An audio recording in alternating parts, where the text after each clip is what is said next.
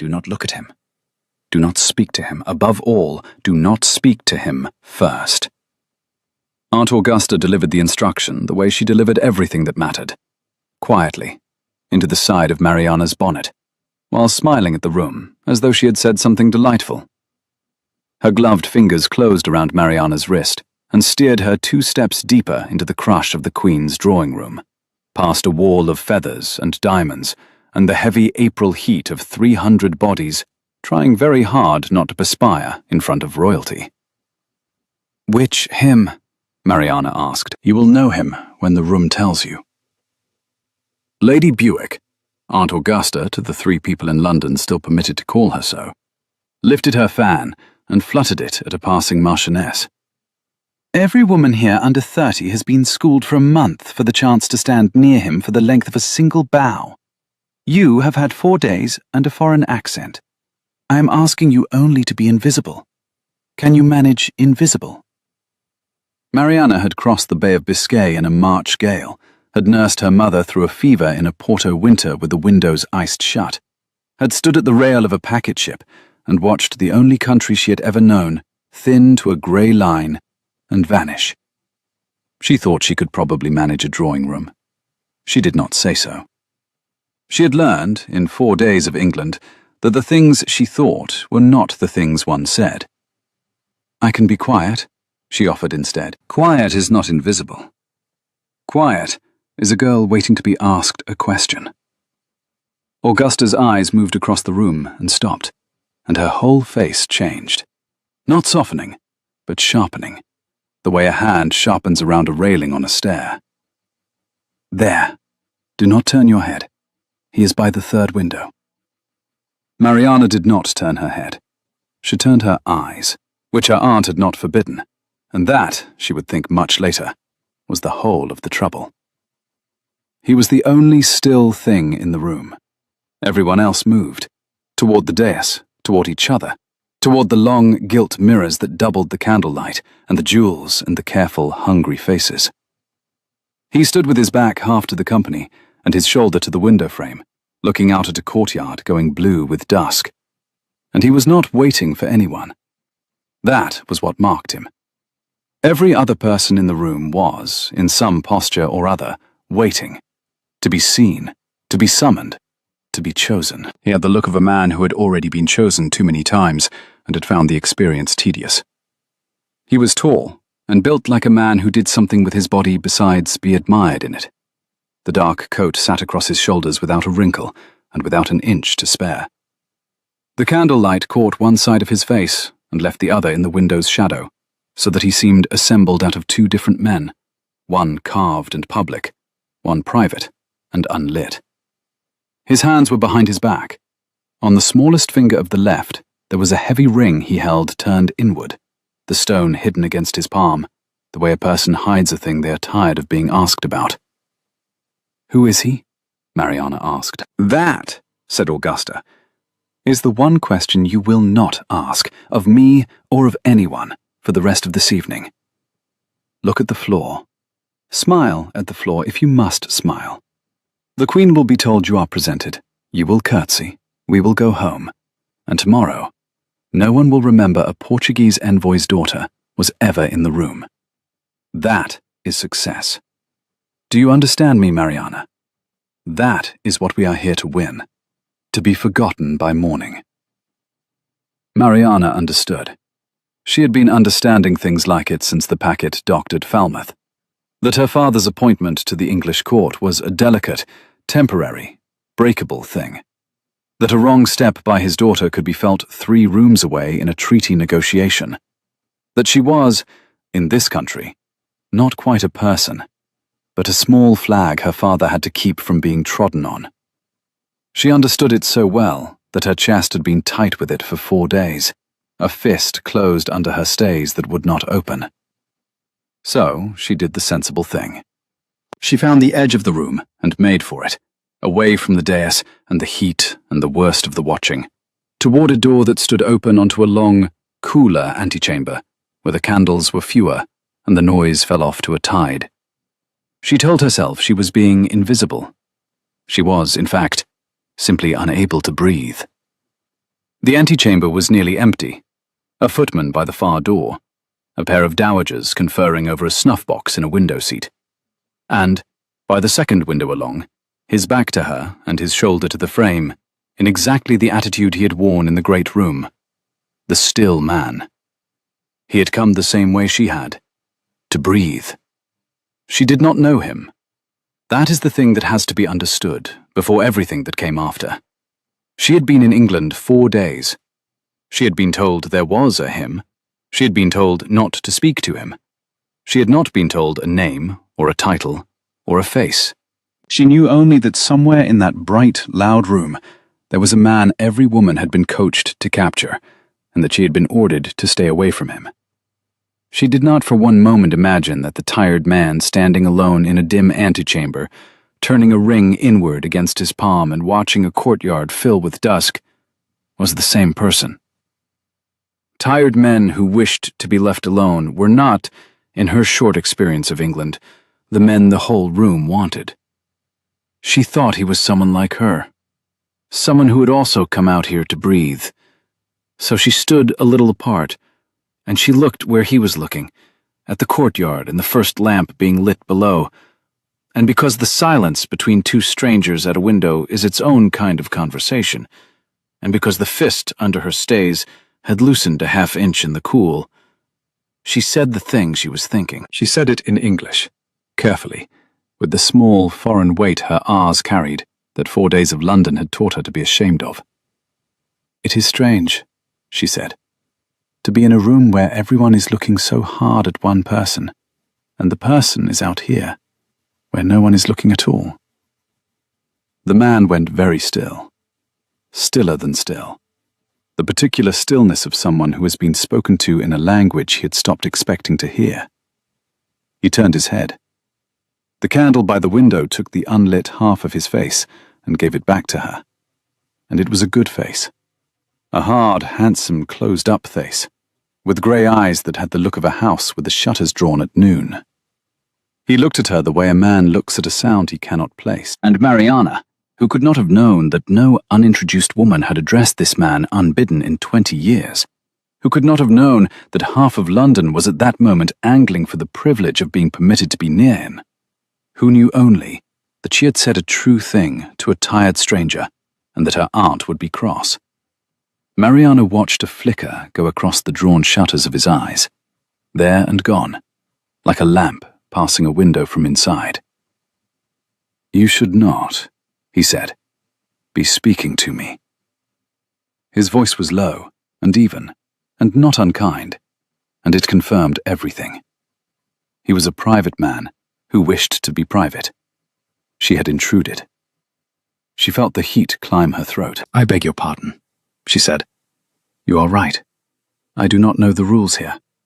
In 4 days I have broken, I think, most of them." She made him a small, foreign, entirely incorrect curtsy, the kind one gives a person and not a rank, because she did not know he had a rank. "I will go and be invisible somewhere else."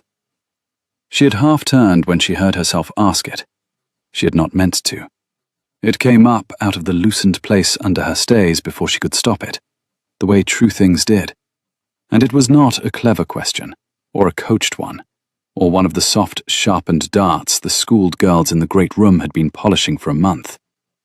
It was only the thing she actually wanted to know. "Are you very unhappy?" she asked, "or only very tired?" Because in there it looked like unhappy. But out here it only looks tired. And those are not the same thing, and I've been wondering which it is, watching you. And it seems a rude thing to wonder, and not ask. Behind them, in the doorway, one of the dowagers made a sound like a kettle. The man did not answer at once. The grey eyes had stopped being a shuttered house. They had opened a crack, and behind the crack was something she had not expected to find in the face of a stranger at a party. Something raw and surprised, and so unguarded for 1/2 of 1 second that she felt she had walked into a room she had no business in, and seen him without his coat. "No one," he said at last, very slowly, as if testing each word for a trap, "has asked me a question like that in a very long time." "Is that an answer?" It is not. A muscle moved at the corner of his mouth. It was not a smile. It was the place a smile would be, if the man remembered how. Tired, he said. It is tired. Tonight. And from the great doorway behind them came the rustle and stiffening and indrawn breath of a roomful of people discovering, all at the same moment, that the Duke of Merryworth, who in 20 years had not been heard to volunteer a private word to a single soul outside his own house, who declined introductions the way other men declined a second helping, who had walked past 3 duchesses and a royal cousin that very evening without breaking his stride, was standing alone in the antechamber, answering a question to a girl no one knew. London watched what happened next. London would talk of very little else for a fortnight, but Mariana, who still did not know his name, only saw a tired man tell a small truth, and felt, absurdly, foreignly, in a country that did not want her, that she had done one true thing in 4 days, and that it had not, after all, been the wrong one. Then her aunt's hand closed on her wrist like a manacle, and the evening, and 4 days of careful invisibility, came to its end. Julian, Duke of Merryworth, came home to a house that had been waiting up for him without being asked to. It always did. The hall was lit. Pell took his coat in the particular silence that good servants keep for masters who do not wish to be spoken to, and the long stair rose into the dark, and somewhere above a clock counted the half-hour to itself. He did not go up. He went into the library, where one lamp burned low on the desk beside a stack of letters he had not opened and would not open tonight. And he stood at the cold hearth with the ring turned out now, the stone catching the lamplight, a plain, dark cabochon, his father's, worn smooth on its inner face by a thumb that had not been Julian's. He had spent 20 years building a particular kind of quiet, and a girl with a foreign accent had walked through the middle of it in under a minute. He had not meant to answer her. That was what kept him at the hearth instead of in his bed. He had built the not answering carefully, the way another man builds a wall, stone by chosen stone. After the season, he had let a woman ask him soft, true questions in a dim room, and had answered them, all of them, with his whole foolish chest, and had read 3 of his answers, 6 weeks later, set in print in a scandal sheet for the amusement of the town, his grief and his father, and the one tender thing he had ever confessed, all of it dressed up as wit and sold for a penny. He had been 24. He had learned the lesson a man learns once and keeps. He did not answer. He did not volunteer. He let them all perform at him, and he gave them nothing back. And the performing had grown so practiced, so general, that he had begun to think of himself as a kind of mirror the ton dressed in front of, a polished surface that gave the room its own face, and nothing of his own. And then a tired foreigner, who plainly did not know who he was, and stood at a window and asked whether he was unhappy or only tired, as though those were real conditions a real man might be in, as though he were a person and not a position. And the wall had not held. One stone of it, at least, had come loose under his hand before he knew he had touched it. Tired, he had said, as if it cost nothing. It had cost him the whole careful evening. Pell? The butler appeared in the doorway. The young woman, this evening, in the antechamber, Portuguese by her voice. Do you know who she belongs to? The household has been speaking of little else, Your Grace. Pell's face gave away nothing, which was its own answer. Miss Estevez, daughter of Dom Raphael Estevez, the envoy sent over for the Lisbon commercial articles. They've taken the narrow house in Hill Street. The aunt is Lady Buick. Your mother knew her, I believe, a long while ago. The envoy. Julian turned the ring. So there it was. The girl was not nobody. She was worse than nobody. She was a thread in a treaty, the kind of person whose name in a scandal sheet beside his own could be read in 3 countries as a thing it was not. He had answered a question, and in doing so, he had very possibly made a difficulty for a man, negotiating on behalf of a crown. The town would already be improving the story. By Thursday, the foreign girl who had charmed the unchamable Duke would be either an adventuress or a triumph. And either way she would be ruined, and either way it would be his doing, because he had been tired, and had said so to the first person in 20 years who had asked. "Send to Hill Street in the morning," he said. "My mother's card, not mine. An invitation to the small concert on Friday. Lady Buick and her niece. Make it look like my mother's idea." Pell's eyebrows performed a feat of remaining exactly where they were.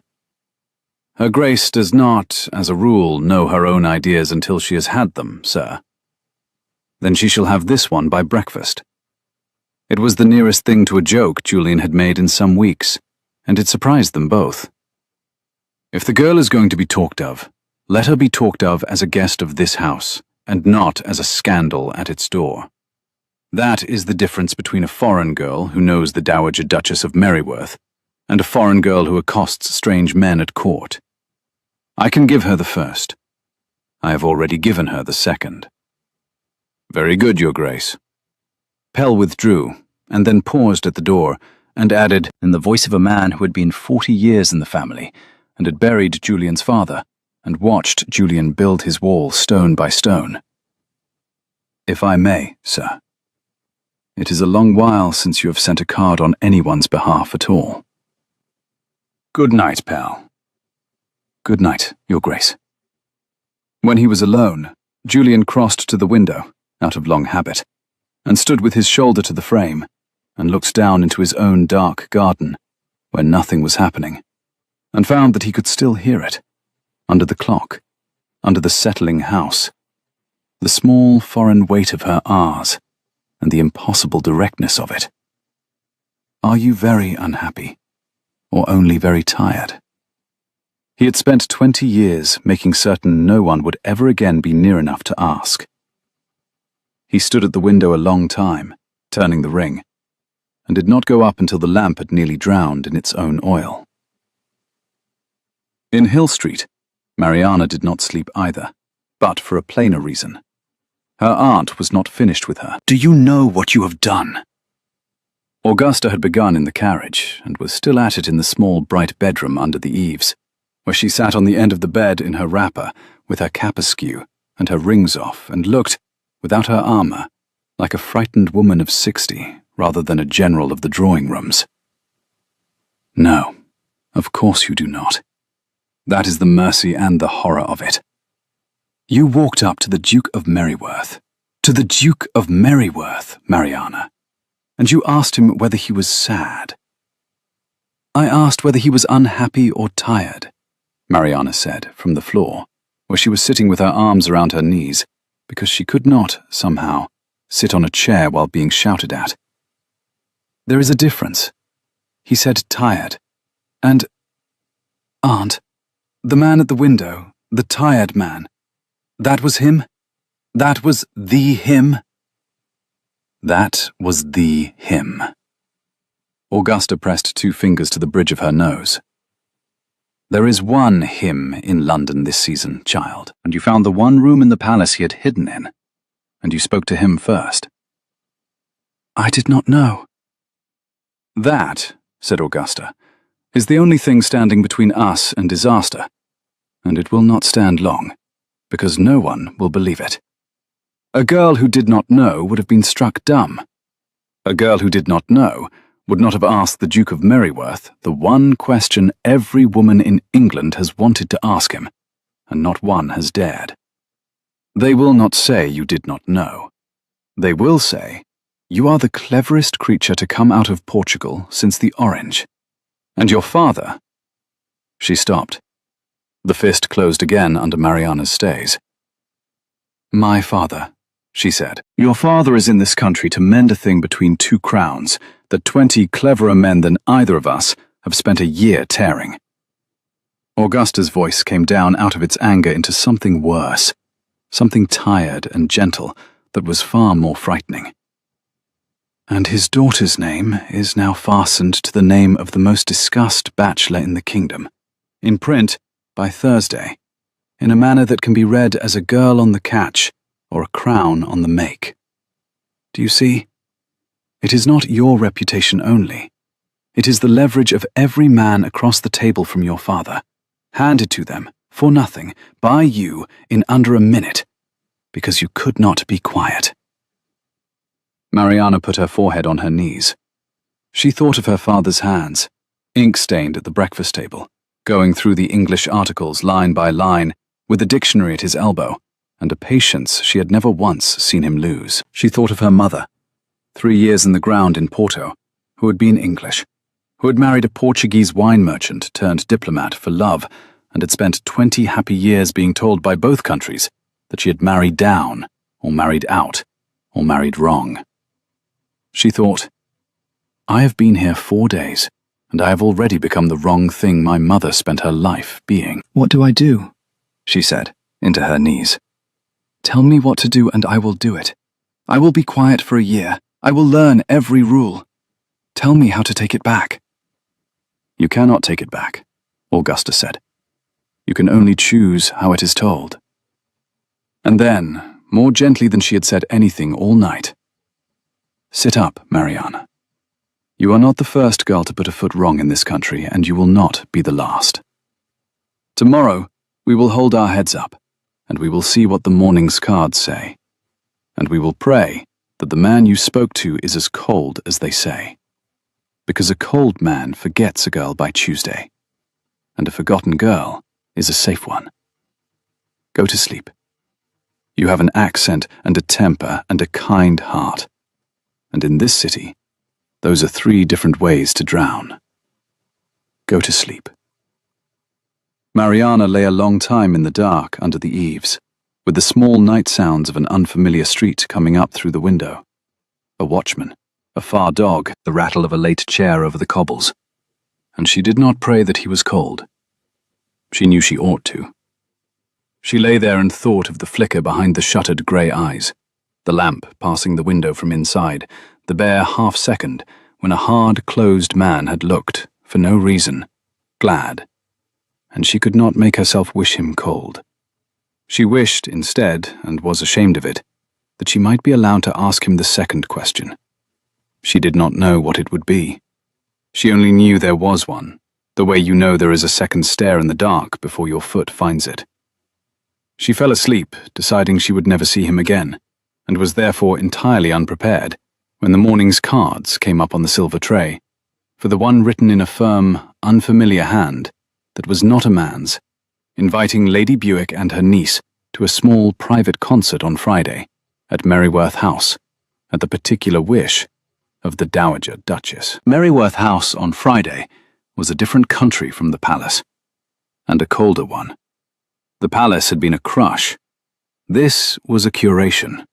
40 chairs in a long blue saloon, a quartet from Vienna tuning at the far end, and along the walls, the kind of guests who came not to be seen, but to confirm what they already suspected of everyone else. Mariana counted, by instinct, the ways she did not belong. The gown that was a season behind London, and a country to the south of it.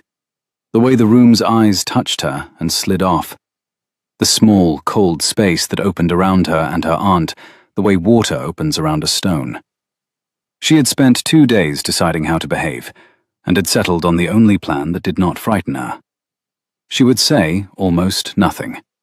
She would thank the Dowager Duchess for her kindness, and she would not, under any circumstance whatever, ask anyone a question.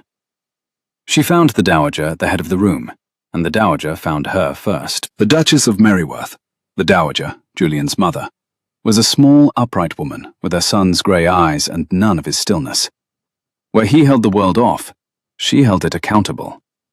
She wore grey silk and a single rope of pearls, and she looked at Mariana over a lorgnette she plainly did not need, and the look went from the hem of the wrong gown to the foreign set of the face and back, and weighed it, and found the weight insufficient. "So," she said, "the young person from the antechamber." "Your Grace." Mariana curtsied, correctly this time. She had practiced it against the bedpost for an hour. "You are very good to have asked us.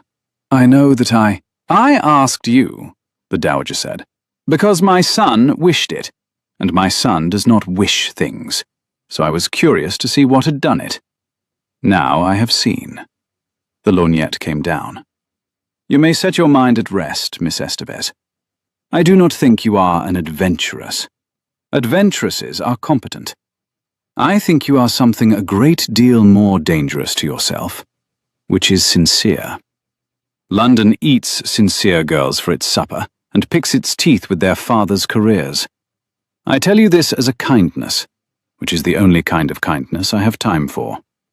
Enjoy the music, stand near your aunt, and when it is over, go home to Hill Street and be unremarkable, for your father's sake, which, I understand, is also your own. It was, Mariana thought, very nearly the same speech her aunt had made on the floor of the bedroom, and she understood, with a small, cold drop of the heart, that the two women were not enemies, but allies, and that the thing they were allied against was her. Thank you, she said, because there was nothing else to say, and because the fist had closed under her stays again, and she did not trust her voice past 2 words. And then she looked up, because the room had done the thing the room did, the small, stiffening turn, and he was there. The Duke came down the length of the blue saloon to greet his mother's guests, and he greeted them as Mariana had been told he greeted everyone, with a bow of exactly the correct depth, a word of exactly the correct dryness, and grey eyes that gave the room back its own face, and nothing of his. He was not the tired man from the window. He was the mirror. He came to her last, and he bowed, and he said, Miss Estevez, I am glad my mother's invitation found you. In a voice so smooth and so closed that for one terrible moment, Mariana wondered whether she had imagined the whole of the antechamber, the flicker, the loosened stone, the half-second of glad. Your Grace, she said, and curtsied, and that should have been the end of it.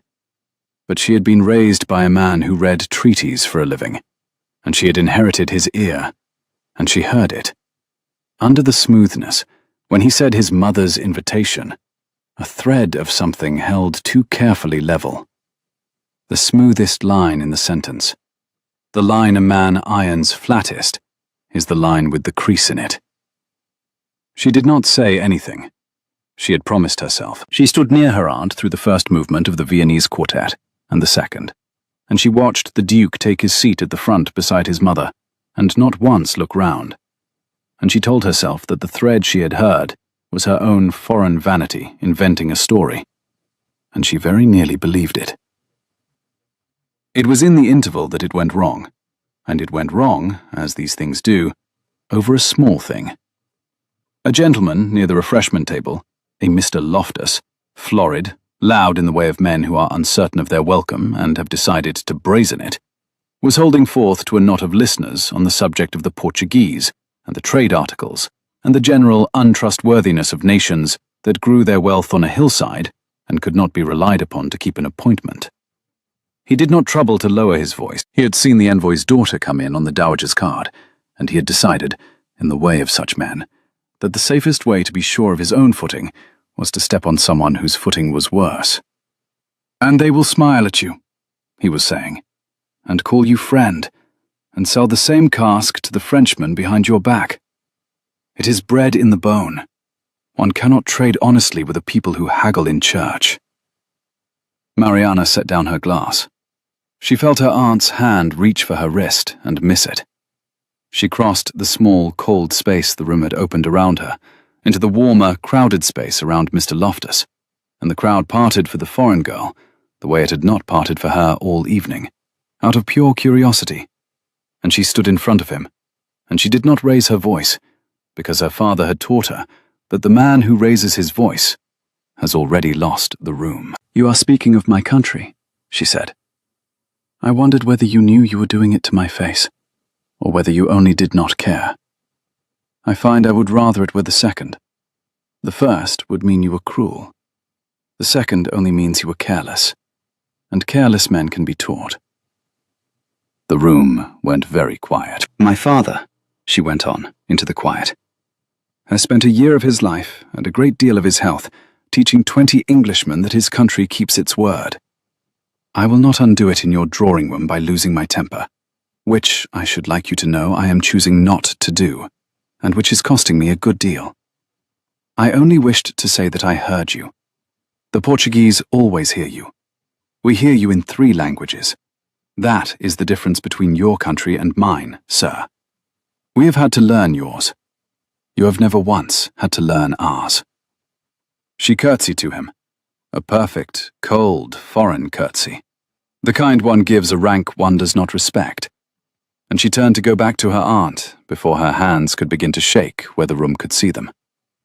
And the Duke of Merryworth, who had crossed the room without anyone seeing him move, was standing directly in her path. He was not looking at her.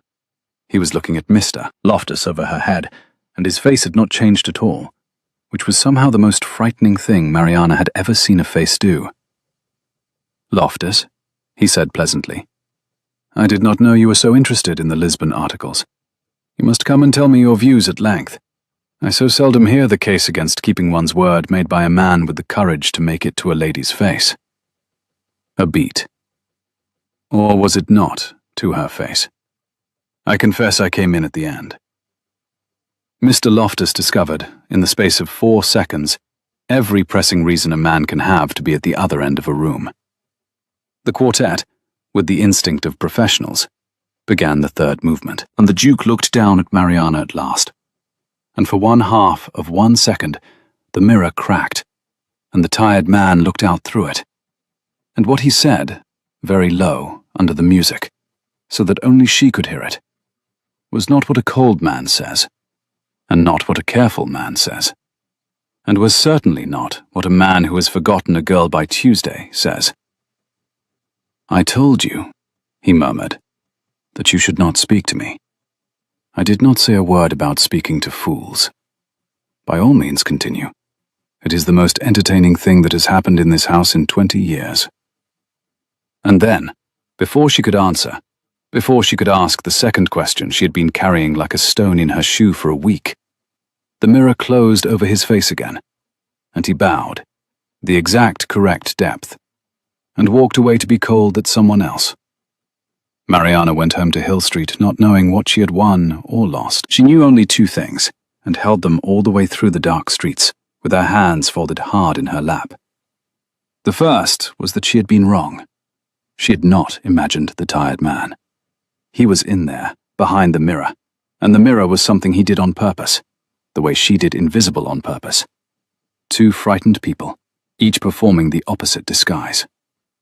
The second was that the Dowager Duchess had said, "My son wished it," and the card had come in a firm hand that was not a man's, and the Duke had said, "I am glad my mother's invitation found you with the crease ironed flattest of any line in the sentence."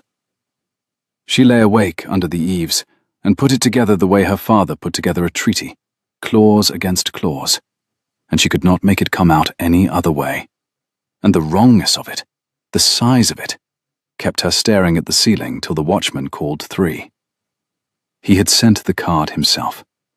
He had hidden behind his mother to do it. He had reached across the whole cold, careful machine of his life to put a roof over the head of a foreign girl he owed nothing. And then he had stood in front of her tonight and pretended it was none of his doing. She did not know yet why. She only knew that a man does not build a wall that high around nothing. And that, for the second time, entirely against her aunt's instructions and her father's interests, and every rule of the country that did not want her, she was going to have to speak to him directly. She got her chance 4 days later, and she got it because the Duke of Merryworth, having spent 20 years arranging never to be alone with anyone, arranged to be alone with her. He did it the way he did everything now, at one remove, behind a card, so that it could be undone and denied. A note came to Hill Street, again in the firm, not quite feminine hand, again in the Dowager's name. Would Lady Buick and Miss Estevez care to view the new Reynolds at the Merryworth Town Gallery on Tuesday morning, before it went down to the country? A private view. A small party. The small party, when they arrived, turned out to consist of the Dowager, who took one look at the Reynolds and announced she had seen it, and removed Lady Buick to the far end of the gallery to disagree with her about a Gainsborough, at a volume designed to grant a great deal of privacy to the other end of the room. So the Dowager knew. Mariana filed that away. The Dowager disapproved, and helped anyway, which made her a more complicated enemy than Mariana had supposed. The Duke was standing in front of the Reynolds with his hands behind his back. He did not turn when she came up beside him. They looked at the painting together. A woman in blue, half in shadow, her face turned to a window painted out of the frame. And for a moment, Mariana let herself simply stand in the company of someone who did not require her to perform, which was, she was beginning to understand, the rarest thing this country had to offer. "You sent the card," she said. "Both cards. Not your mother. You." A pause. "My mother signed them." "Your mother signs what you wish her to wish. You said so yourself, in the Blue Saloon, with the smoothest sentence I've heard an Englishman speak, and an Englishman can speak very smooth. You ironed it flat. My father irons a clause flat when there is a crease in it he does not want the other side to find." She turned and looked at the hard, closed side of his face. "I found it." The Duke was quiet for long enough that the Dowager, at the far end, raised her voice another half-tone over the Gainsborough. "You are," he said at last, "an extraordinarily inconvenient person." "Yes," Mariana agreed. "I have been told. Why did you do it?" And there it was, the second question, not the one she had imagined, but the true one underneath it, laid down between them in front of a painted woman, looking out of a window that was not there. She watched him decide whether to answer it. She watched the mirror try to close and fail, the way a door fails to shut over a swollen frame in the wet, and she understood that he was a man who had taught himself so thoroughly not to answer, that the answering now cost him a visible effort, like a limb that has slept. "Because I made a difficulty for you," he said, "and for your father, by being tied in a public room, and I do not—" He stopped and started again, lower. "I have made my peace with most of the things I owe. I find I cannot make my peace with owing them to someone who does not know she is owed. It sits wrong. So I am paying it before you can present the bill. There. That is the whole of it. It is not flattering to either of us, so you may stop looking at me as though I have done something kind." "You have, though," Mariana said. "Done something kind. You have done it badly and resentfully and behind your mother, but you have done it." The corner of her mouth moved. "We have that in common, Your Grace. We are both very bad at letting ourselves be caught being kind. In my country we have a word. There is no word in English, I have looked. For the thing you feel when you do a good turn and pray no one notices. It is shame, almost, but the warm kind. The kind that means you are not as cold as you have decided to be." The Duke looked at her then, fully, for the first time since the antechamber, turned from the painting and looked at her with both halves of his face in the gallery's even northern light, no candle to divide him into public and private, just the one man. And the one man looked tired, and looked, under the tired, something else she had no English for either. "Say it," he said. "The word." She said it. The soft Portuguese consonants filled the small space between them, and his head tilted very slightly, the way a man's head tilts toward a music he has not heard before. And Mariana thought, with a lurch she did not at all approve of, oh no, not this, not him. He is cold, and grand, and impossible. And I am a flag my father cannot afford to have trodden on, and I will not. I will not. "Again," said the Duke of Merryworth, who in 20 years had asked no one to repeat anything, because to ask is to admit you wish to keep a thing. She said it again.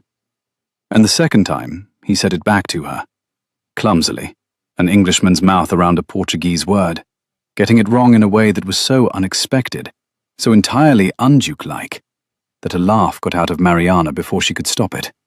A real one. The first she had laughed in England. He did not smile, but the place where a smile would be deepened and held, and he said, with the driest gravity in the world. "You are laughing at a duke. I believe that is also against the rules." "I am beginning to think," Mariana said, "that the rules were written by people who had never met you. They imagined you would be easy to obey." And the Duke of Merryworth made a sound that was not quite a laugh either. A short, rough exhalation through the nose. The sound of a thing in him turning over that had been still a long while. And somewhere at the far end of the gallery, the Dowager Duchess stopped talking about the Gainsborough entirely, and watched her son make a sound she had not heard him make since he was 24, and was afraid. After that, there was no undoing it. Though they both went on, for a time, pretending there was. They saw each other the way two people see each other when half of London is watching for exactly that, and the other half is paid to report it. Never alone. Always at a remove. Always with a reason that was not the real reason. The Dowager's morning gallery became a habit. There was a ride in the Row at the unfashionable hour, before 7, when the only witnesses were the dew and a single yawning groom, a new man taken on that spring, who rode a discreet 10 lengths back, and whom neither of them thought to wonder about, which was the one carelessness in all their careful weeks. And the Duke rode a great black brute of a horse, and Mariana rode the quietest mare in Lady Buick's stable, and they talked of nothing, of paintings, of the Lisbon articles in the abstract, of the difference between English rain and Portuguese rain, which Mariana maintained was a difference of character and not merely of quantity. And underneath the nothing, the real thing grew, the way moss grows on a north wall, slowly, in the shade, where no one thinks to look. He brought her things, in his terrible, resentful way, always disguised as something else. A book of Portuguese verse he claimed to have found in a shop and to have no use for. A cutting of bitter orange, the Seville kind, rooted in a pot, left at Hill Street with the card that said only, "For the south-facing window." You said England had no proper light, and I find I object to your saying so. She kept it on the sill of the room, under the eaves, where the morning sun came in, and she watered it, and the small dark leaves gave off, when she bruised one between her fingers, the exact bitter green smell of her grandmother's courtyard in Porto. And she would stand at the window with the leaf at her face, and the whole of her childhood in her throat, and think, "This is the cruelest kind thing anyone has ever done to me," and not know whether she meant the orange or the man. And he, for his part, began to do a thing he had not done since he was young and had not yet learned better. He began to answer questions. Not the cold, dry parries he gave the room. Real ones. She asked him, one grey morning in the Row, why he turned his father's ring inward, and he was silent for the length of a furlong. And then he told her. About the old Duke, who had loved the title and tolerated the boy, who had said on his deathbed, not, "I am proud of you," but "The estate is in good order. Mind you keep it so." And the telling came out of him, stone by stone, the way her true things came up out of the loosened place under her stays. And when he had finished, he looked appalled at himself. And she did not say, "I am sorry," which he would have hated. She said only, "And now you turn it in, so that no one can ask you whose it is, and make you remember he never said the other thing." And the Duke reined in his great black horse in the middle of the empty Row, and looked at her, as though she had reached into his chest and named a bone. "How do you do that?" he said. It was not quite a question. "I have known men 20 years who do not know that about me. You have known me 3 weeks. "It is the only thing I am good at," Mariana said. "My mother used to say I was born with my manners on the wrong side. Other people learn to ask the safe questions. I never learned. I only know how to ask the one no one is asking. It has cost me every friend I ever nearly had." She looked out at the wet green park.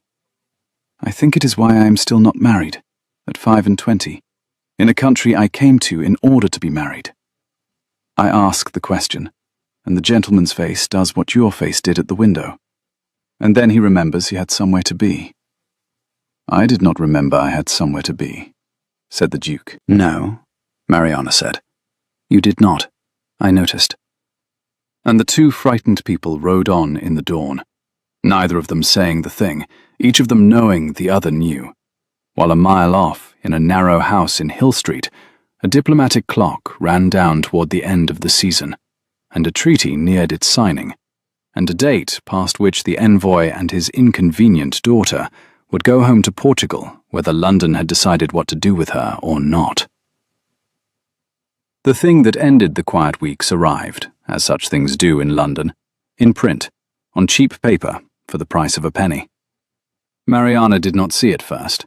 Her aunt saw it first, at the breakfast table, and went the colour of the tablecloth, and folded the sheet in half, and then in quarters, as though folding it small enough would make it not exist. It was a paragraph in one of the morning sheets that lived on the indiscretions of its betters.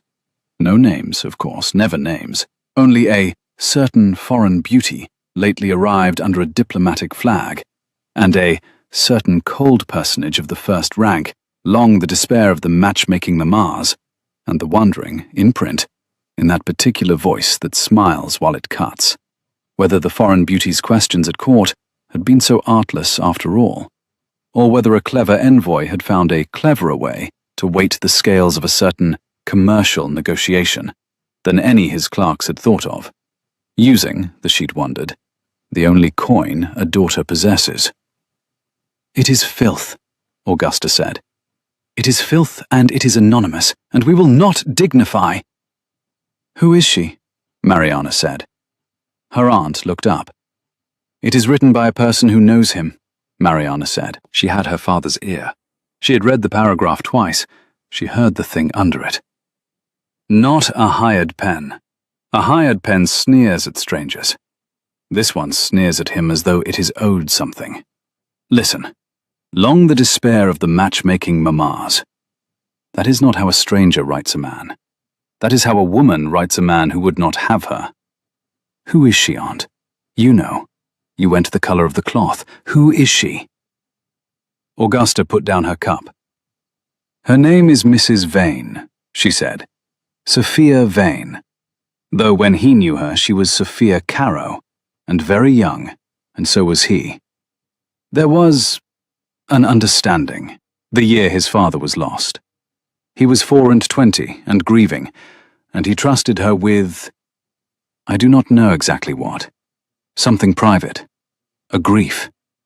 And 6 weeks later, 3 of the things he had said to her in confidence appeared in a sheet very like this one, dressed up as the wit of the most fashionable man in London, and the town laughed for a month. And he, Augusta spread her hands. He stopped. That is the only way I can say it. The boy I had known stopped, and the man you met at the window started, and they are not the same person, and the difference between them is Sophia Vane. She married a rich old man directly after, for the wealth and the safety of him, and lived out his long years as his wife. The Duke was gone from society by that same winter, behind his wall, and stayed there. The old husband held on a great while. It is only these 4 years she has been his widow, and back in London, and free to want again what she threw away when they were both young. And it appears, Augusta tapped the folded sheet, that she does not care to watch the man she could not keep be thawed by a girl from Porto in a gown 2 seasons old. Mariana sat very still. The fist under her stays had closed, but it had closed around something new this time, something hot and clear that she did not at first recognize, because she had felt it so seldom in this careful country. And then she did recognize it, and was almost relieved. It was anger. Not for herself. She had been sneered at before. She could bear being called the wrong thing. She had her mother's whole life to model the bearing of it on. The anger was for him, for the boy who had told a girl a grief and read it back as a joke, for the wall which she had spent 3 weeks coaxing him out from behind, and which a single penny sheet would now drive him behind for good, higher than before, with her on the wrong side of it. Because of course, he would think she had done it. Of course. A foreign girl, a question at court, and now this. He would put it together the way she put things together, clause against clause, and it would come out, to a man who had learned the lesson once and kept it. Only one way. "I have to see him," she said, standing. "You will do no such thing." Augusta was on her feet, too. "Child, do you not understand what this sheet is for? It is a trap with 2 doors. If you go to him, you confirm it. The foreign girl runs to the Duke the moment the connection is questioned, exactly as a schemer would. If you stay away, you are guilty by silence. There is no move on this board that is not a losing one. The only thing we can do is be still and dull, and let it die for want of fuel, and pray it dies before the articles are signed. Because if your father's name is in a London sheet beside the word coin while he is at the table—" She stopped. She did not need to finish. They both knew what a year of his work weighed, and how little it would take to tip it. "So I am to be still," Mariana said, "and let him believe I sold him to a scandal sheet." "You are to protect your father," said her aunt, "which is the thing you came to this country to do, and which you will do, even if it costs you the one thing in England you have let yourself want." "I am sorry, Mariana. I am more sorry than I can tell you. But that is the arithmetic, and you are your father's daughter, and you can do arithmetic." Mariana stood at the breakfast table a long moment. Then she went up the narrow stair to the room under the eaves, and she stood at the south-facing window with the bitter orange in its pot, and she bruised a leaf between her fingers, and put it to her face, and breathed her grandmother's courtyard. And she did the hardest arithmetic of her life, and she got the answer her aunt had got, because it was the only answer, and she hated it. She would be still. For her father. And she would let a man who had learned exactly once that closeness is a blade learn it, apparently, a second time, with her hand, apparently, on the hilt. She did go to Merryworth House. Once. Not to him. She went because the Dowager Duchess sent for her. A curt note, come at 3, the back way. And Mariana went the back way, through the mews and the garden door, because a girl with a scandal at her name does not go up the front steps of a great house in the afternoon, and because she had learned that much arithmetic at least. She was early, and the footman who let her in begged her pardon and went to announce her, and Mariana, left alone for a moment in a small morning room off the garden, did the thing she always did in a strange room. She looked, and through the half-open door into the next room, which was the Dowager's own sitting room, where the old Duchess plainly did not expect to be seen, she saw the Dowager Duchess of Merryworth, standing at her own window with her back to the door. The grand, upright woman was not upright. She stood with one hand flat on the glass, the way a person leans on a thing to be held up by it, and in the other hand, she held a small, flat object Mariana could not at first make out, and then could. A miniature, in a worn gold frame, the kind a woman wears when she is young, and stops wearing when she learns better. The Dowager was looking at it the way one looks at a country one has left. Her thumb moved across the painted face, once, slowly, as though she had forgotten she was doing it. And on the writing table beside her lay a letter in a hand gone brown with age, unfolded, much folded, the creases worn to the softness of cloth. Mariana stepped back from the door. She did it before she had thought about it, the way you step back from a window when you realize the person inside cannot see out. She went and stood at the far end of the morning room, and looked very hard at a perfectly uninteresting clock. And she did not look at the half-open door again. And when the footman returned to bring her through, she let herself be brought through into a room where the miniature was gone, and the letter was gone, and the Dowager Duchess was upright again, grey silk and pearls and lorgnette, accountable and accounting, with no sign on her at all of the woman at the window. Except that Mariana now knew that woman was in there, the way she knew the tired man was in the Duke, the way she was beginning to think every armoured person in this armoured country had a window somewhere, with a worn thing held against the glass. "You are early," the Dowager said. "Sit down. We have a great deal to undo and very little time, and I find I would rather undo it with you than around you, which is not a thing I expected to say to a foreign girl in a Porto gown, so let us neither of us remark on it." She fixed Mariana with the grey eyes that were her son's. "You did not write that paragraph. I know who wrote it. The question, Miss Estevez, is whether you love my son. Because if you do, I am about to ask you to do the one thing that will most look like proving you never did. And I will only ask it of a woman who loves him, because only she will understand why it must be done, and only she will survive the doing of it." Mariana looked at the small, upright woman, who an hour's acquaintance ago had been her enemy, and who had stood, 10 minutes ago, with her hand flat on a window and her whole lost young life held in a gold frame.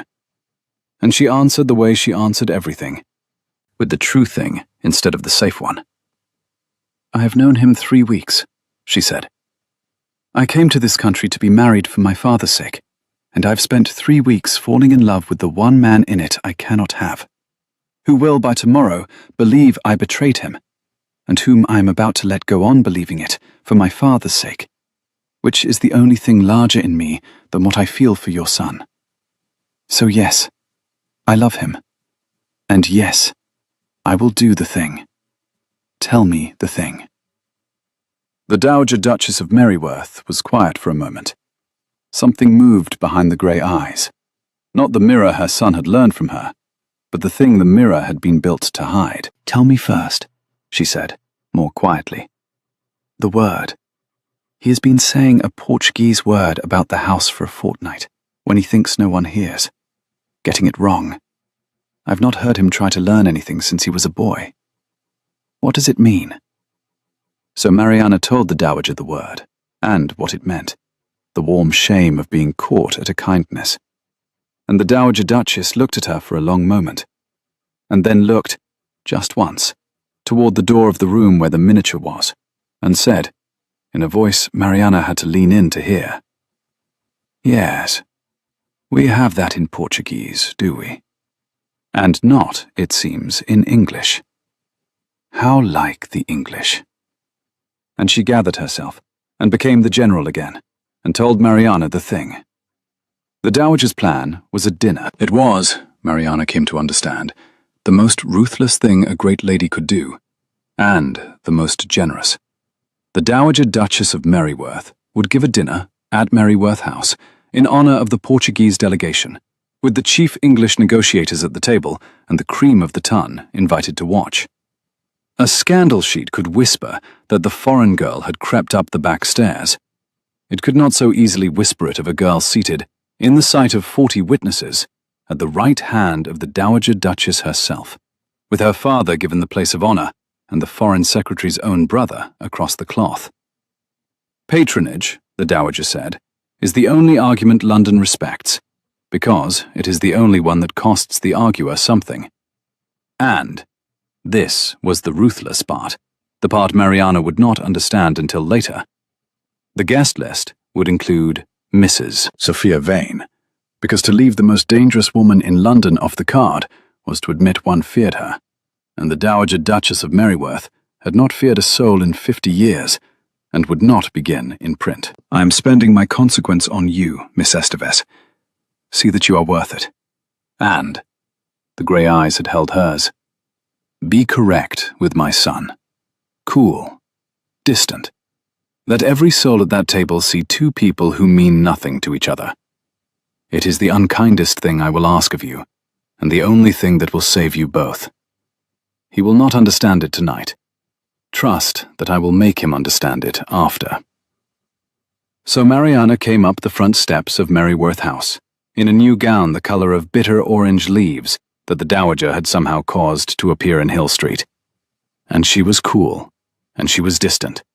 And across the long, candlelit table, she met the Duke's eyes once, when they could not be avoided, and gave him the small, correct nothing of a bow, and watched the mirror come down over his face like a portcullis, and felt the cost of it go through her like cold water. He thought it was beginning, she could see. He thought the scandal had frightened her off, or worse, that the scandal was true, and she had got what she came for, and was now, correctly, withdrawing. She could not tell him otherwise. She could only be cool and distant, and trust an old woman's promise, and eat off plate she could not taste. And then, at the turn of the second course, the thing happened that no plan had allowed for, because it was the kind of thing that does not consult plans. Her father stood to make the small, expected courtesy to his hostess, and swayed, and put his hand to the cloth, and sat down again very suddenly, grey in the face, the year of work and the bad London spring, and a heart older than his daughter, had let herself notice all arriving at once. A glass went over.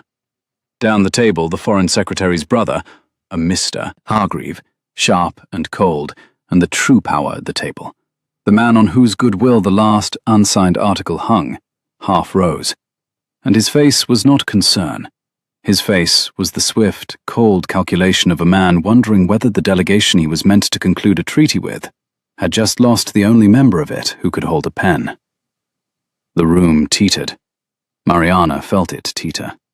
She felt the whole brilliant table tip toward the verdict it had been waiting all evening to reach. That the Portuguese were unreliable. That a nation that grew its wealth on a hillside could not be relied on to keep an appointment. That a year of her father's patience could collapse in the time it took an old man to lose his colour at a dinner. She did not let it. She was on her feet before she had decided to be. She did not raise her voice.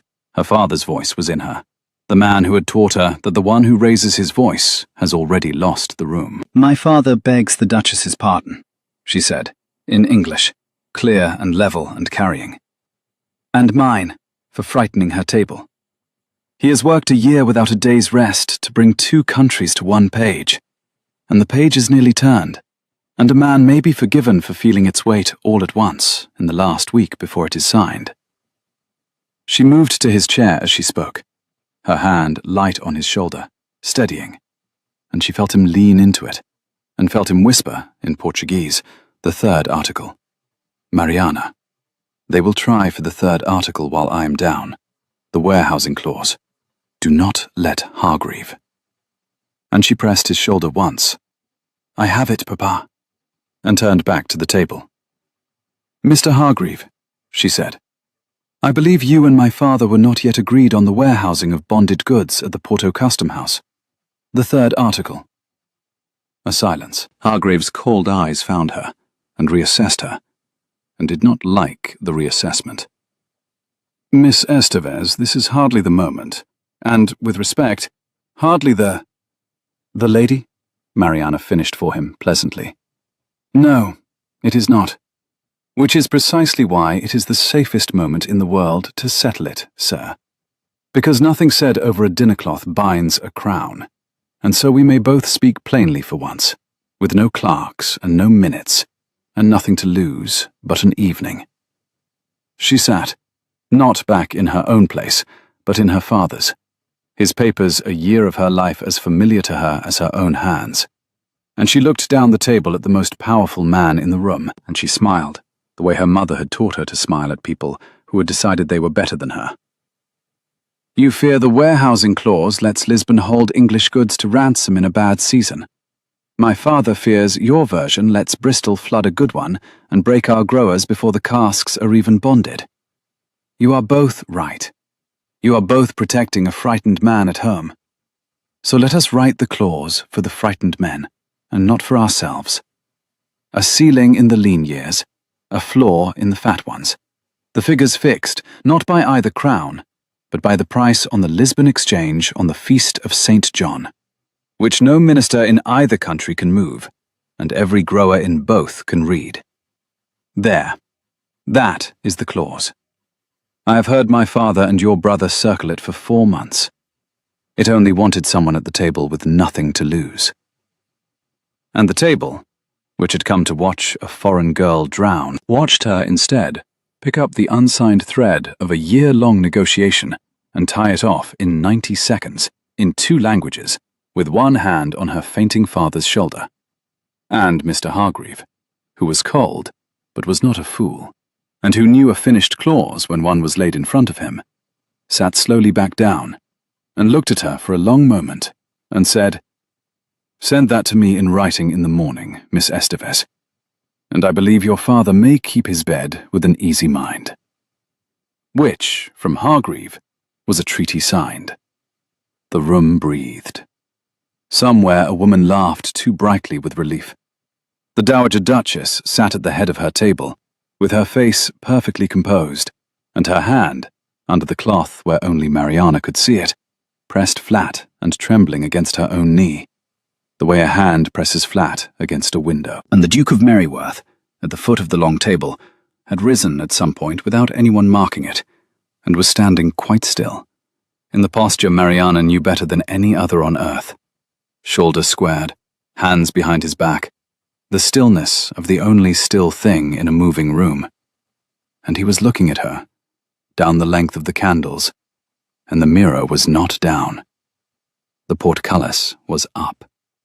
The tired man was looking out of both eyes at once, and what was in the tired man's face, plain as print, for 40 witnesses to read, and for Mrs. Sophia Vane 3 chairs down to read whitest of all, was not desire, and was not triumph, and was the far more dangerous thing that she had spent 3 weeks pretending neither of them felt. It was pride. He was proud of her. He had forgotten, entirely, to hide it. He found her, after. Of course he did. The whole architecture of the evening had been built to keep them apart, and he walked through it as though it was smoke. It was in the long gallery, where she had gone to be alone for 1 minute with her own pounding heart, while her father was carried gently up to a guest room and the doctor sent for. She heard the door, and knew the step, and did not turn, and stood at the gallery window, looking down into the dark garden, where the dowager's bitter oranges stood in their stone pots against the south wall, brought out for the spring.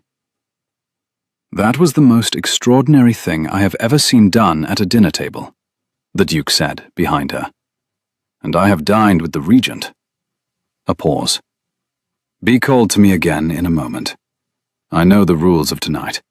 My mother explained them after the soup, in 4 words, and I have never loved and resented her more. But give me the moment first. 1 minute. Then put the portcullis back up, and I will help you hold it." She turned. He had crossed the gallery and stopped an arm's length from her, no nearer, and in the dark, with the 1 window's light on them, he looked young. Younger than she had seen him, the 20 years of wall fallen off him for the length of a held minute. And Mariana, who had been cool and distant all evening, at the cost of the lining of her own chest, looked at the man she could not have, in the 1 minute she was being given to have him, and spent it on the truth, because she had never learned to spend a minute on anything else. "I did not write the paragraph," she said. "I would die before I sold you to a sheet. I need you to know it once, out loud, in case I am not given the chance again, because the season ends in 11 days, and my father will take me home to Porto, and there may be no after, for us, for any of it. So, once, I did not do it." And the word, the Portuguese word, the warm shame of being caught at a kindness. I have it for you now, all the time, every hour. And I have stopped being ashamed of it, which I think is the bravest thing I have done since I crossed the Biscay. She breathed. "That is my minute. You may have yours." The Duke of Merryworth looked at her in the dark. "When the oranges flower," he said. "What? You said England has no proper light. You are wrong. You have simply never seen this garden in June, when the bitter oranges flower against that south wall, and the whole of it smells of your grandmother's courtyard, you told me. The bitter green kind. You bruised a leaf and told me. I've been standing at that window every morning for a fortnight, deciding how to say a thing I have not let myself say to anyone in 20 years. And I find there is no clever way. So I will say it the foreign way, the way you say things, plainly, on the wrong side of my manners." He did not move closer. He did not need to. Do not go home to Porto. Or go, and let me come and fetch you back, with your father's leave and your aunt's blessing, and the whole of London watching, the way it watched you ask me a question you were forbidden to ask. Stay, and be here in June, when the oranges flower. That is my minute. I have spent it on the only true thing I have. Are you very happy, Mariana? Or only very kind? Because I cannot tell, and for the first time in 20 years, I find I cannot bear not to know. It was her own question, given back to her, turned to the bright side. And Mariana opened her mouth to answer it, to spend her whole, frightened, hopeful heart on the answering of it, when the gallery door opened a second time, and a voice that smiled while it cut said, "Oh, forgive me. Am I interrupting the negotiation? Or has the clause already been agreed?" Miss Sophia Vane stood in the doorway, lovely and widowed and patient as winter, and she had heard, Mariana saw at once, exactly enough. Mrs. Vane did not strike in the gallery. She was far too good for that. She smiled, and made her small cut about the negotiation, and withdrew, and let Mariana lie awake the whole of that night, not knowing where the blade would fall. Which was, Mariana understood later, the first cut, the waiting itself.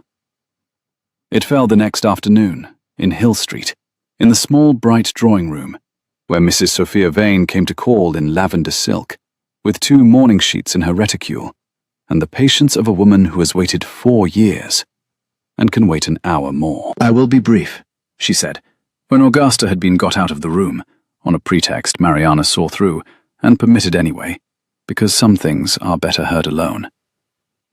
"I like you, Miss Estevez. That is the inconvenient part. I came prepared to despise a schemer, and I find a clever girl in a brave gown who has walked into something she does not understand. And so I will do you the kindness no one in this city will do you, which is to tell you the truth before it is printed." She drew out the first sheet, folded to a paragraph, and laid it on the small table between them.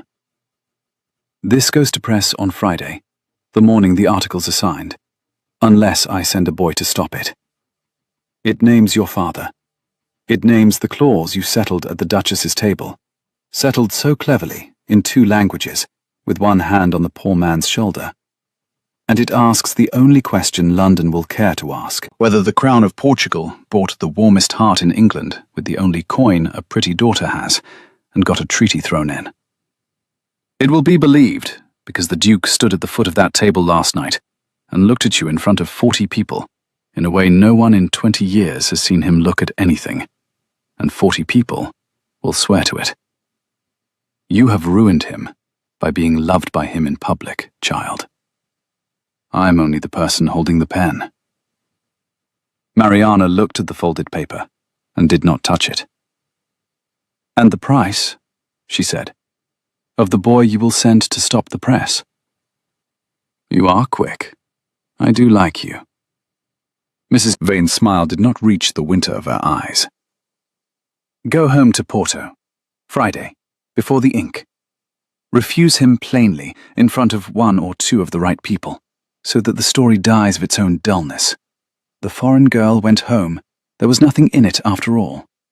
Your father keeps his treaty and his health. The Duke keeps his name.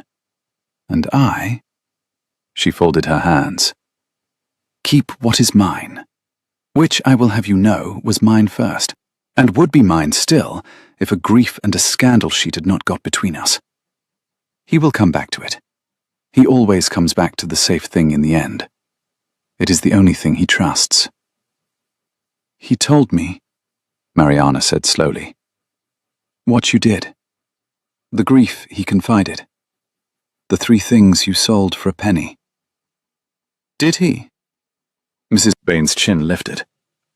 "And did he tell you, I wonder, that he has been doing the same thing to you for a month?" "No, I see he did not. Then let me, since we are being truthful." She leaned in, and her voice was gentle, which was the worst of it. "Why do you suppose a man who declines duchesses took up a foreign nobody, Miss Estevez? Out of love, at first sight, across an antechamber. You are clever, do not be stupid now. He took you up because you were the one weapon in London no matchmaking mamma had thought to fear. The artless foreigner. The girl who would not be coached. The question no one could have arranged. He let the whole town watch him thaw for the unthawable, and every polished girl who had been schooled a month to catch him, and every woman who ever wanted him. The chin lifted higher. Myself among them, I will not pretend otherwise, was made in a single season to look like a fool. And when the lesson was learned, when the point was made, who managed the tidying of you? Not the Duke, he does not soil his hands. His mother. The cards, the gallery, the dinner, all of it through the dowager. A man arranges through his mother the things he means to be able to walk away from.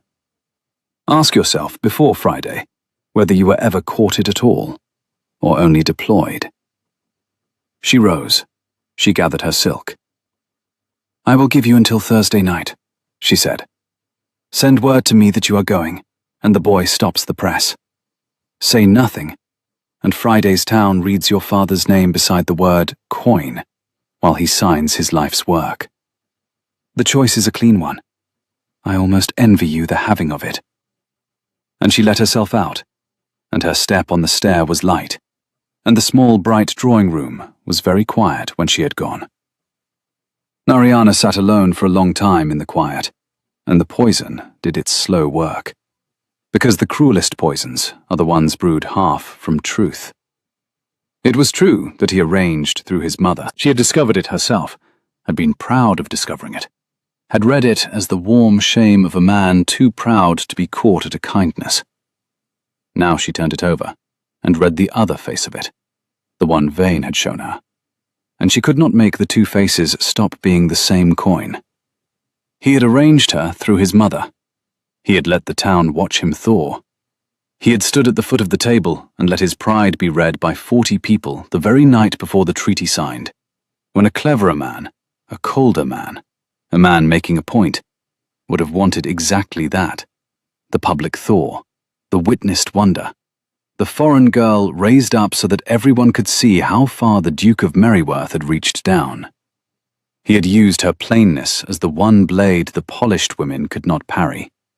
He had let her ask him the forbidden question, because a question that cannot be arranged is the only proof of sincerity that money cannot buy.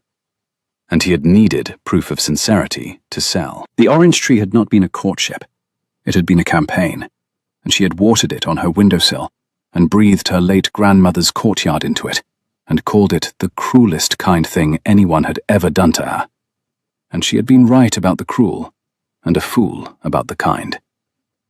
She made herself think it all the way to the bottom, the way her father read a clause all the way to the bottom, looking for the trap. She thought, he had courted the town's eyes, not her heart.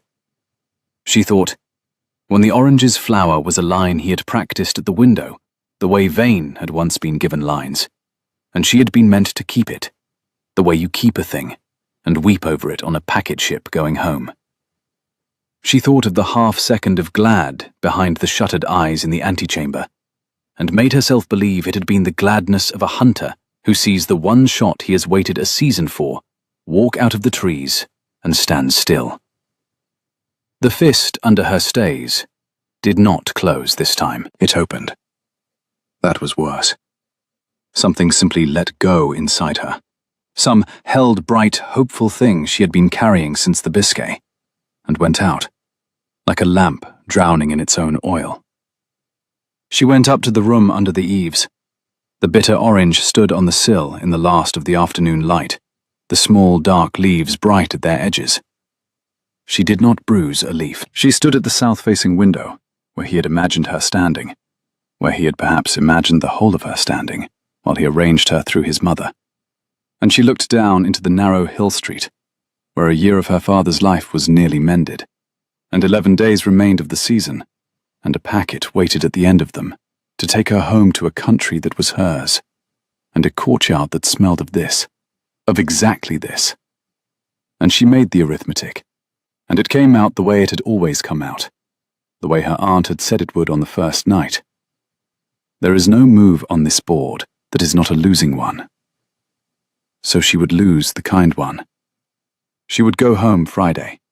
She would refuse him, plainly, before the right people, so that the story withered of its dullness. She would protect her father's treaty, and the Duke's name, and even, God help her, even Sophia Vane's cold winter claim. Because protecting them was the only thing left that was hers to do. The last true thing. And she had always only ever been good at one thing, which was doing the true thing instead of the safe one. Except that now, for the first time in her life, the true thing and the safe thing were the same dull, merciful surrender. And she could not tell any longer whether she was being brave, or only, at last, like everyone else, afraid. She took out paper, and she wrote to Mrs. Vane that she was going home. She sealed it. She set it on the sill beside the orange tree, where the morning's first boy could be sent with it, and she lay down on the narrow bed in the last grey light without undressing, and she put her hand flat on the cold plaster of the wall beside her, the way she had seen a duchess put a hand flat on a window, and she lay there, and let herself be, for one night, exactly what the careful country had wanted her to be from the start. Unremarkable. Forgotten by morning. Safe. The boy was never sent. He was never sent because, in the grey hour before the household woke, while the sealed letter to Mrs. Vane still lay on the sill against the cold pot of the orange tree, Augusta came up the narrow stair without knocking, in her wrapper, with a face Mariana had never seen on her aunt before, and a second sheet of cheap paper in her hand. Not the morning's, a fresh one. The Thursday night edition that came out while the gentle classes slept. "It is printed," Augusta said. "Already. Tonight. She did not wait for your answer, child. She never meant to. Read it." Mariana read it, and the floor of her grief tilted under her and slid her into a colder room than the one Vane had built. It was not the paragraph Vane had laid on the table in Hill Street, the one about the third article and the foreign girl and the word coin. That one, the threatened one, was nowhere. This was worse, and it was different, and Mariana understood, reading it, that she had been a fool twice over, because she had believed Vane's choice was real, had believed there was a Thursday and a boy and a press to stop. There had never been a choice. There had been two sheets in that lavender reticule, and Vane had laid out only the one she never meant to use.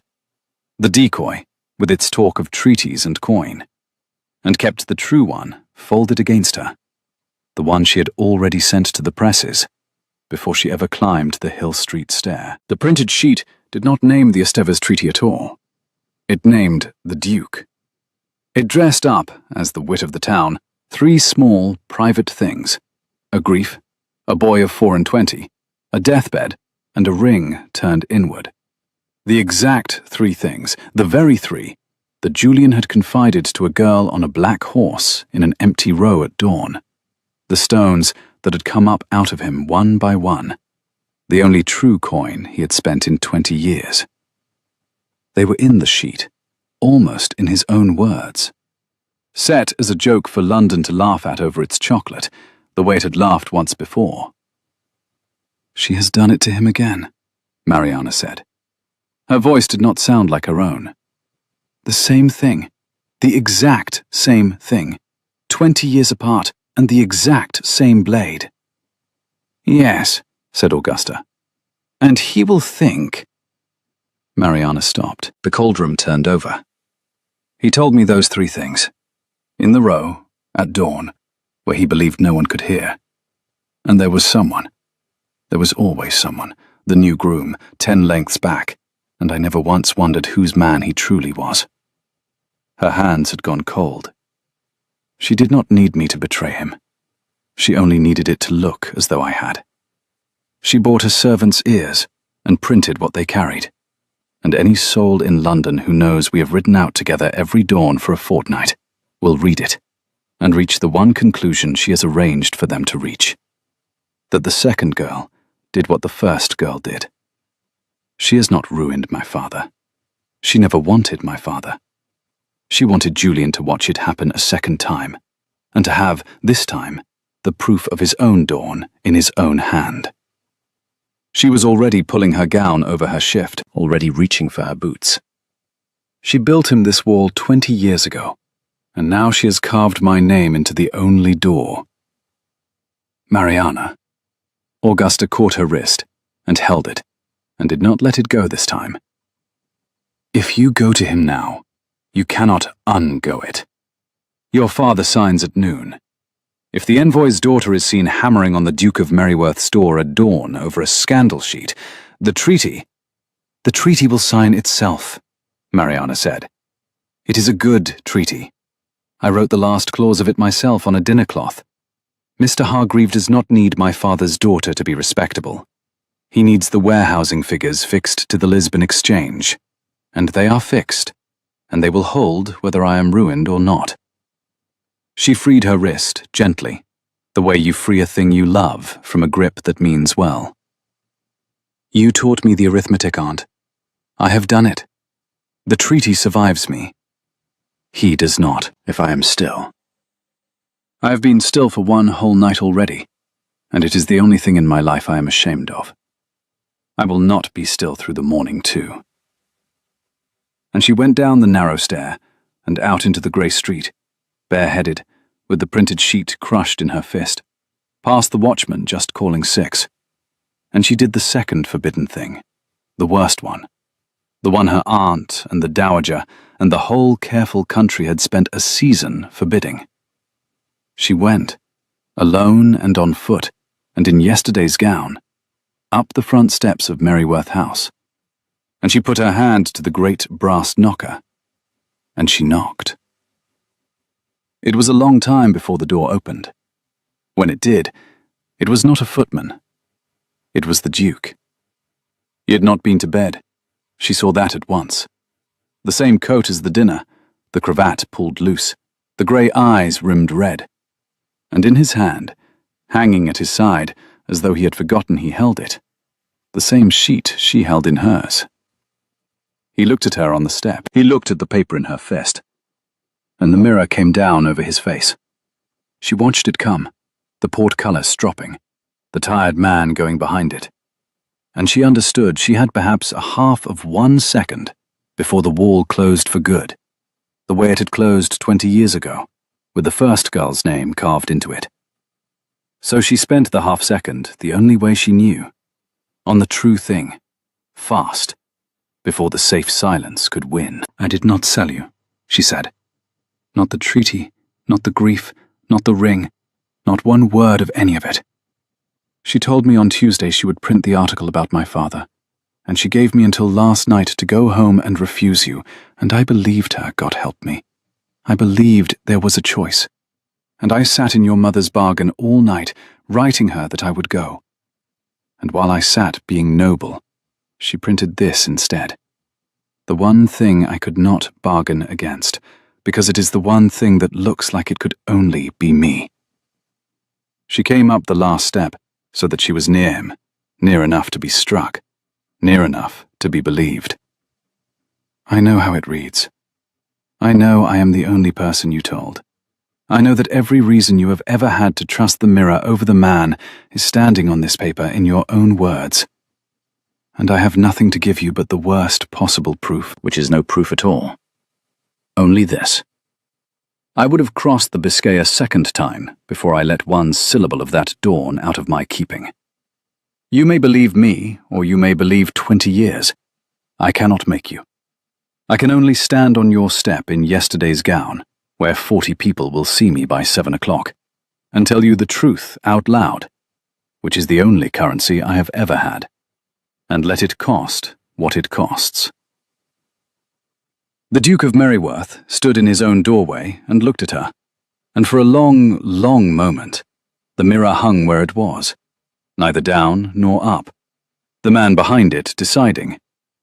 And Mariana made herself stand still under it, made herself not weep, not argue, not do the clever thing, only stand and be looked at and be, for once, plainly and entirely true.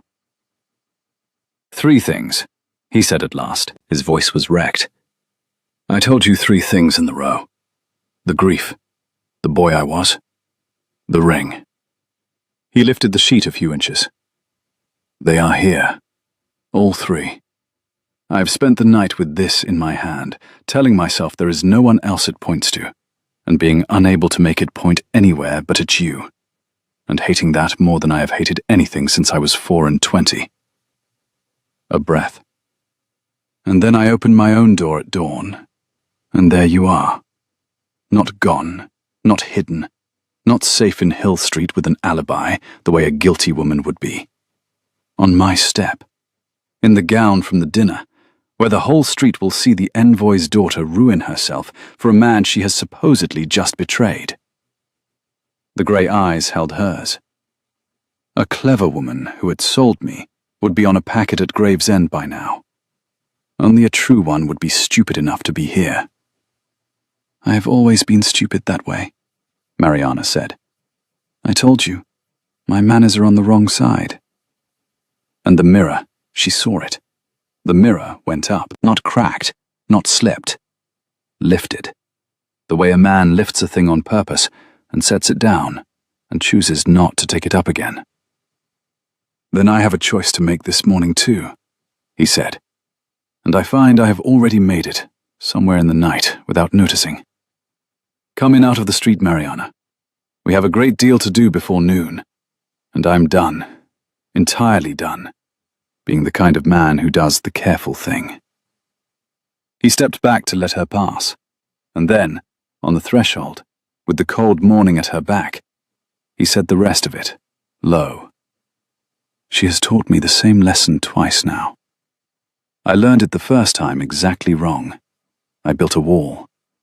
This time, I am going to do the thing she can never forgive, which is the opposite of the wall. Watch me. What the Duke of Merryworth did, he did in the full sight of London, because that was the cost, and he had decided to pay it where it would be felt. He did not write a rebuttal. A rebuttal to a scandal sheet is a confession with better grammar. He knew it, and Mariana knew it, and they did not waste an hour on one. Instead, at noon, at the signing of the Anglo-Portuguese commercial articles, held by long arrangement, in the great saloon of the Foreign Secretary's house, with the delegations and the ministers, and, ranged along the walls to watch history be tidied into ink, the same cream of the ton that read the sheets over its chocolate, the Duke of Merryworth, who had not been expected to speak at all, who held no office in the negotiation, and sat among the observers purely as a great man lending his consequence to the day, rose, when the last signature was dry, and asked the Foreign Secretary's leave to say a word.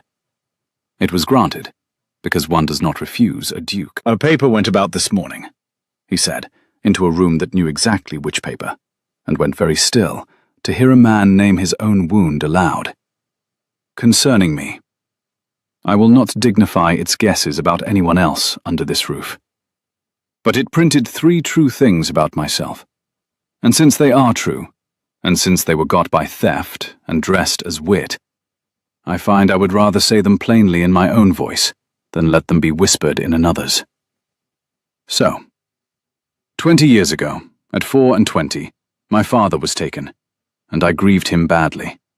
And I told the grief to a person I trusted, and that person sold it for a penny, and I was laughed at for a month. And I decided, at 24, which is too young to decide anything, that I would never again let a living soul close enough to do it twice. I have kept that vow for 2 decades. I have been called cold, and I have earned it. This morning the same hand sold the same grief a second time, expecting, I think, that I would do what I did before, build the wall higher, disappear behind it, punish by my silence the nearest innocent person. He paused. The room did not breathe. I decline, said the Duke of Merryworth. I am too old to be made a coward by the same blow twice. The grief is mine. I have just told it to 400 people of my own free will, and now it is worth nothing to anyone who would steal it, because you cannot steal what a man has already given away in the open. That is the whole of my word. I thank the secretary for it." And he sat down. It was the most extraordinary thing the room had seen done in a generation. And Mariana, standing against the far wall beside her grey-faced, treaty-signing, leaning on his daughter's arm, father, watched the cream of London understand, all at once, what it was watching. A man making himself, on purpose, in public, impossible to wound, by the simple and terrible expedient of handing the blade back, hilt first, and baring his chest. There was nothing left for the sheet to threaten. He had spent the coin himself. And every soul in the saloon turned, as one body, the way a field of barley turns in a wind, to look at the one person in the room who had gone whiter than the cloth.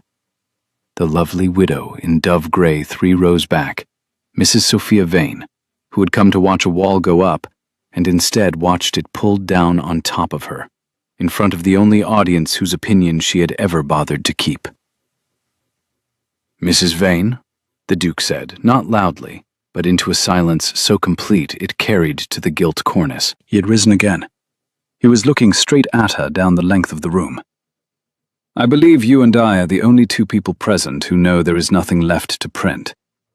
I wanted you to hear me say so. I am not angry. That is the part I think you will find hardest, so I will repeat it. I am not angry with you. I was, for 20 years, and it cost me 20 years, and I have just this morning got them back, and I find I cannot spare even a little of the time I have left to go on hating a woman who only ever did to me the one cruel thing she knew how to do. You sold the grief. I have outlived its price. Go home, Sophia. There is nothing here that belongs to you, and there has not been for a very long time. And the saddest thing I can say to you, the thing I do say in front of everyone, because you taught me what it costs to keep a true thing private, is that I am sorry it was never going to be otherwise. You were owed an honest no 20 years ago. Here it is. No. Now go, with what dignity the door allows, and trouble this girl no further." And Sophia Vane, who had built 4 years of her widowhood on the certainty that he would come back to the safe thing in the end, sat for one frozen instant in the wreck of it, with 400 faces turned upon her, and not one of them afraid of her any longer. And then she rose, very upright, the way the truly defeated rise, and gathered her dove-grey skirts, and walked the whole long length of that saloon, alone, past the ministers and the delegations and the cream of the ton, to the great doors, and went out, and did not come back, and was, within the month, gone from London altogether, to a small establishment in Bath, where a woman with a sharp tongue, and no power left to back it, is merely tiresome, and is forgotten, which is the one fate she had spent her whole life outrunning. She had wanted Mariana forgotten by morning. It was she who was forgotten by morning, and Mariana who was not, and there is a justice in that so exact that even Augusta, who distrusted justice on principle, allowed afterward that it had been almost worth the fright. The Duke crossed the saloon to where Mariana stood with her father, and the room watched him do it, and he did not care. And that was the new thing, the thing the whole town would talk of for a year, that the Duke of Merryworth had crossed a public floor toward a foreign girl in yesterday's gown, and let 400 people read his face while he did it. He bowed to her father first. "Signor Esteves, I have admired your work this year more than I have admired any man's in 10. I find I must now also ask your pardon, because I am about to be very improper in front of a great many witnesses, and you are unwell, and I would not add to your day if there were any way to wait. There is not. I have done enough waiting." Her father, grey and spent, and propped on Mariana's arm, looked from the Duke to his daughter and back, and something moved in the tired diplomat's face that was not quite a smile, and was very close to one. And he said, in his careful English, "Your Grace, I have read men across a table for 30 years. I do not need to read you. My daughter has been reading you for a month, and she is better at it than I am, and she has not gone home. I find that is all the negotiation I require." And he took his hand from Mariana's arm, and set it instead into the Duke's, and gave him, with the dry gravity of a man closing a clause, his daughter's whole startled morning. "Mariana," the Duke said. "You are about to ask me a question," she said, "in front of 400 people, the way I once asked you one." "I am." "It is against every rule there is." "Every single one," he agreed. "My mother explained them to me at length. I have never enjoyed breaking anything so much in my life." "Will you have me, Mariana Esteves? Not the wall, not the mirror, not the cold, careful thing the sheets write about. Only the man who has been standing at a window for a fortnight, learning a word in your language he had no right to learn, and who would very much rather spend the rest of his life being courted kindnesses than one more hour being safe." And Mariana Esteves, who had crossed the Bay of Biscay to be married for her father's sake, and had instead, against every instruction, fallen in love with the one impossible man in England, and stood on his step at dawn, and watched him tear down 20 years of wall in a public room. Mariana looked at him, and spent her answer the only way she had ever spent anything, which was all at once, and without keeping any back. "Yes," she said, out loud, in front of everyone. "The true thing instead of the safe one." "Yes." The saloon, which had come to watch a treaty signed too that noon, and only one of them was on paper. The Dowager Duchess of Merryworth came to Hill Street the next morning, the proper way, up the front steps, in grey silk and pearls, and was shown into the small, bright drawing room, where so much had lately been undone, and was now being, slowly, redone. She did not sit. She stood, very upright, the general again, and she looked at Mariana for a long moment over the lorgnette she did not need. And then she did a thing Mariana had not seen her do, which was to put the lorgnette away entirely, into her reticule, as a woman puts away a weapon she has decided not to use. "I asked you, some days ago," she said, "to do the one thing that would most look like proving you never loved my son. You did it. You were cool to him at my table when it was tearing the lining out of you. I watched it cost you, and I made you go on paying. And then, when the bill came due, and the cruel woman printed the worst of it, I gave you, through my own arithmetic, leave to go home to Porto and be safe. And you tore the arithmetic up and went and stood on his step instead, and did, in one morning, what I in 20 years of managing him could not. You got him out from behind the wall by the only door that was ever going to open it, which was the door of someone walking toward him, when every reason said run." She paused. "I am 80 next year, Miss Esteves. I have been right about people my whole life. I was wrong about you, comprehensively, from the first evening, and I find, this is the inconvenient part, that I am glad. I have not been glad to be wrong since before I lost my husband. I had forgotten the taste of it." She came across the room then, to the small table by the window where the bitter orange tree stood in its pot in the morning light, and she took from her reticule, not the lorgnette, but the small, flat, worn thing Mariana had seen once and was never meant to see. The miniature in its worn gold frame, the painted young face, the lost country held against the glass, and she set it down on the table beside the orange tree, deliberately, in the sun, where it could be seen. "My husband," she said, looking at it, not at Mariana. "Not the old Duke. The man I should have married. The year before they married me to the old Duke instead, for the estate, for the consequence, for all the careful reasons. I sent him away with an honest no, I did not mean, because it was the safe thing, and I was 23 and afraid.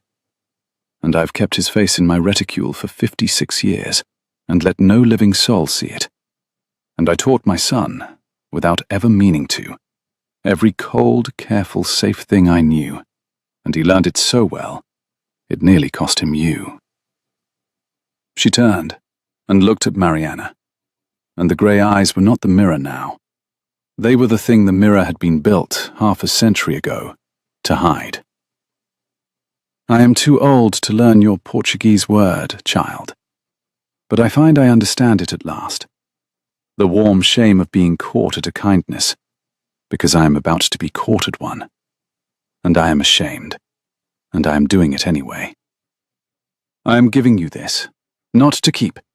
I am too vain to part with it for good. To borrow. I want it in this room, by this absurd little tree my son grew you, where I can come and see it, on the days I visit my grandchildren, and be reminded that one girl in this family was braver at 25 than I was, and walked toward the thing, instead of away from it, and saved a man I love from becoming what I became. That is my apology, Mariana. It is 56 years late, and it is the only true thing I own. Take care of his face for me. I never could. And she pressed Mariana's hand, once, hard, the grip of a woman who has spent her whole life not gripping anything. And she left, before either of them could weep where the other could see it. Up the proper way, and out the front. Grey silk and pearls, and her terrible straight back. But she left the miniature on the table by the orange tree, in the sun, and it stayed there. And Mariana kept the lost young man's painted face safe by the south-facing window for the rest of her life, which is a thing the Dowager Duchess of Maryworth never once spoke of again, and never once, on any visit, failed to glance toward. The bitter oranges flowered in June. They flowered against the south wall of the Maryworth garden, in their great stone pots brought out for the spring, exactly as he had promised at the gallery window in the dark. A low white smother of blossom along the warm brick, and the whole of the garden, in the heavy gold of a London evening that had, it turned out, possessed proper light all along, smelled of bitter green and sweetness, and a courtyard in Porto 50 years gone, the kind a girl's grandmother had bruised a leaf in and handed her to remember. Mariana stood in it. She was the Duchess of Maryworth now, 6 weeks married, in a gown the colour of the leaves, and she had a letter from her father in her hand. Recovered, retired, gone home to his own hillside, with his treaty signed and his health his own again. Writing to say the September vintage promised well, and would she and her impossible Englishman come for the harvest, and bring, if it was not too much to ask, the old lady, who he suspected had never in her life seen wine made, and would pretend to despise it, and secretly love it, which his daughter would understand was the family failing he had married her into. A step on the gravel behind her.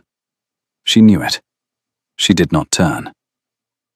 "You are reading a letter at the bottom of my garden," the Duke of Maryworth said, instead of standing up here being looked at, which is the only thing a duchess is for.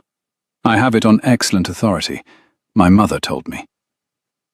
"Your mother," Mariana said, "is at this moment in the small saloon explaining to your steward that the oranges are pruned wrong, in a voice designed to be overheard by me, because she cannot yet say a kind thing to my face without dressing it as a complaint, and I love her for it, and I've learned the trick of it from you, so do not think you are safe."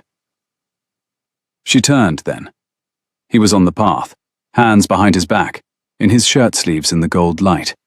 No coat, no cravat, no mirror. The tired man, untired. The wall down so long now that the grass had grown over where it stood. "Come and smell this. You promised me June. You are a man who keeps a clause." He came and stood beside her at the flowering wall, and he bruised a leaf between his finger and thumb, the way she had taught him. The bitter green of it rising into the warm evening, and he put it, clumsily, an Englishman's gesture still, against her hair instead of his own face, getting it slightly wrong, the way he got the word slightly wrong, the way she had decided, years' worth of mornings ago, that she would let him go on getting things slightly and perfectly wrong for the rest of her life. "Are you very happy, Mariana?" he said, against her ear. In the smell of her grandmother's courtyard, and his mother's mended pride, and their own unlikely garden. Or only very kind? It was the question. Hers, and then his, and now, at last, only theirs. Turned all the way round to its bright side, and asked for the pure joy of knowing the answer. "Smell the oranges," the Duchess of Merryworth said, "and stop asking questions you already know, you difficult, beloved, beautifully thawed man." Both. The answer was always both. If you stayed with Mariana and her duke all the way to the flowering of those oranges, then you are exactly the kind of soul this fireside was built for, and I am so glad you were here. Tell me in the comments which moment undid you: the dawn on the step, the word at the window, or the old Duchess and her 56-year-old miniature. And if you would like to spend another evening like this one, subscribe and ring the bell. Settle in, and I will have the next story waiting for you by the fire.